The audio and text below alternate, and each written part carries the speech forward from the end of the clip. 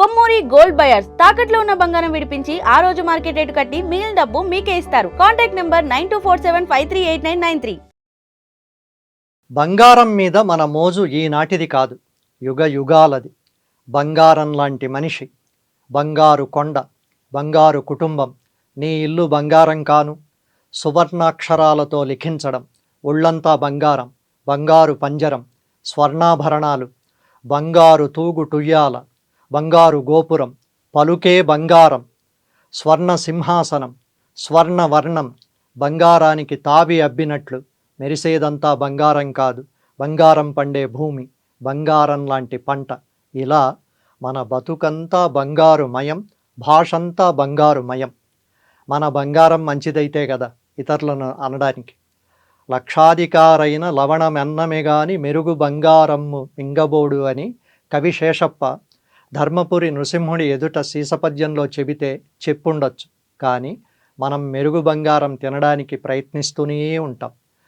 సువర్ణ సదృశో భాను హిరణ్యరేతా దివాకర హిరణ్యగర్భ అంటూ వాల్మీకి రామాయణం యుద్ధకాండలో అగస్త్య మహర్షి రాముడికి చెప్పిన ఆదిత్య హృదయంలో బంగారు రంగులో ఉన్న సూర్యుడు, బంగారాన్ని పుట్టించే సూర్యుడు, బంగారాన్ని కడుపులో దాచుకున్న సూర్యుడు అని బంగారం ప్రస్తావన ఉంటుంది. సూర్యుడి నుండి బయలుదేరిన కిరణాల గుంపులో 1000 రకాల కిరణాలుంటాయంటుంది సూర్యారాధన స్తోత్రం. ఒక్కో కిరణం ఒక్కో పని చేయాలి.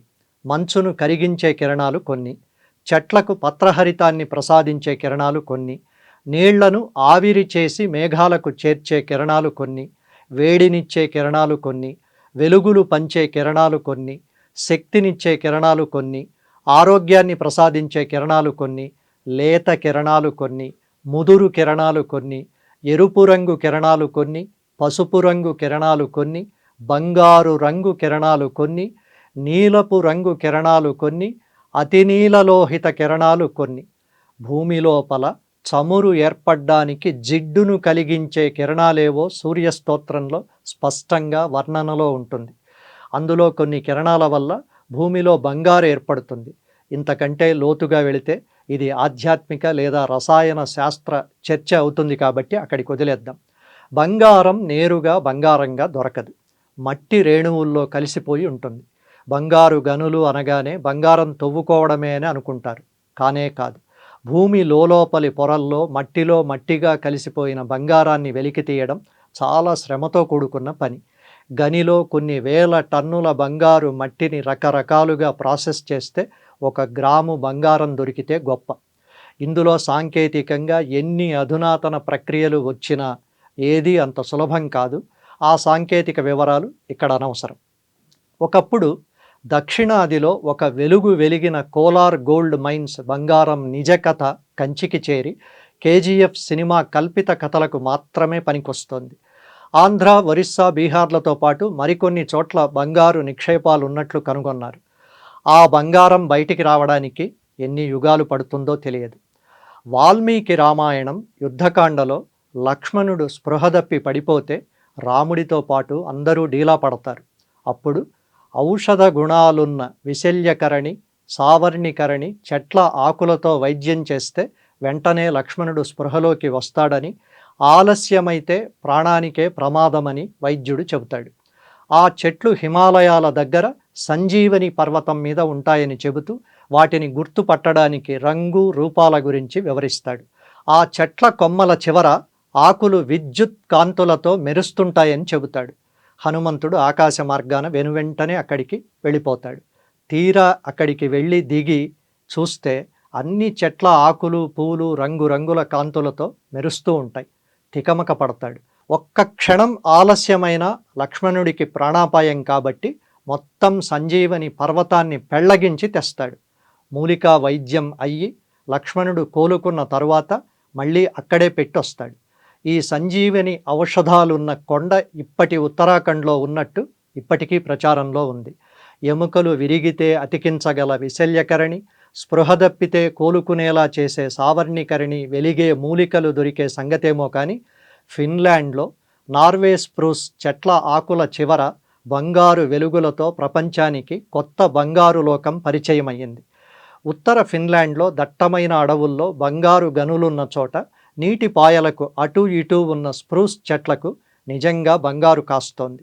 మిగతా ప్రాంతాల్లో ఉన్న స్ప్రూస్ చెట్లు మామూలుగానే ఉన్నాయి. అంటే భూమి లోపలి బంగారు రేణువులను నీటితో పాటు వేళ్ల ద్వారా ఈ చెట్లు తీసుకుని బంగారు ఆకులను కంటున్నాయి. అమ్మవారి మణిద్వీప వర్ణనలో కూడా ఇలాంటి చెట్ల మెరుపులు వెలుగులు చాలా ఉంటాయి. సుధా సింధోర్మధ్యే సురవిటపి వాటీ పరివృతే మణిద్వీపే నీపోపవనవతి చింతామణిగృహే శివాకారే మంచే పరమశివ పర్యంక నిలయాం భజంతి త్వాం ధన్యాః కతిచన చిదానందలహరిం. శంకరాచార్యుల సౌందర్యలహరిలో 8వ శ్లోకం ఇది. అమృతసాగరం మధ్యలో కాంతులీనే కల్పవృక్షాలు, కదంబ వృక్షాల మధ్య చింతామణి గృహంలో ఉండే తల్లిని కొద్దిమంది మాత్రమే దర్శించి సేవిస్తున్నారని అర్థం. అంటే ఆ దర్శనం అందరికీ సాధ్యం కాదని ఇందులో అంతరార్థం. ఇవన్నీ కవుల కల్పనలు. చెట్ల ఆకులకు స్వర్ణవర్ణ విద్యుత్ కాంతులేమిటి విచిత్రం కాకపోతే అని కొట్టిపారేసేవారు. ఒకసారి ఫిన్లాండ్ దాకా వెళ్ళి స్ప్రూస్ చెట్ల ఆకులను తాకి వీలైతే చెట్లకు కాచిన 10 గ్రాముల బంగారాన్ని జేబులో వేసుకుని రావచ్చు. రాముడు వనవాసానికి వెళుతుంటే అయోధ్యవాసులందరూ సరయూ నదీ తీరం దాకా వెళ్ళి వీడుకోలిచ్చొచ్చారు. వేళ్లున్నందుకు కదల్లేక చెట్ల కొమ్మల చేతులు రాముడు వెళ్ళిన వైపు తిప్పి విలపించాయంటాడు వాల్మీకి. చెట్లకు ఒక భాష ఉందని శాస్త్రీయంగా ఎప్పుడో రుజువయింది. ఫిన్లాండ్లో స్ప్రూస్ చెట్లది బంగారు పూత, బంగారు కాత, బంగారు భాష.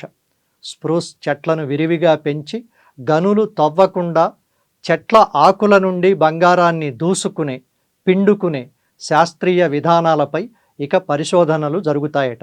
నిజమే, చెట్లకు బంగారం కాస్తుంటే గుణపాలు తీసుకుని బంగారం కోసం మట్టిని తవ్వే మట్టి బుర్రలు ఎందుకుంటాయి? సృష్టిలో ఎన్నెన్నో ఇలాంటి వింతలు. అందులో మనం చూసింది, విన్నది, అనుభవిస్తున్నది సముద్రంలో ఆవగింజంత అంతే.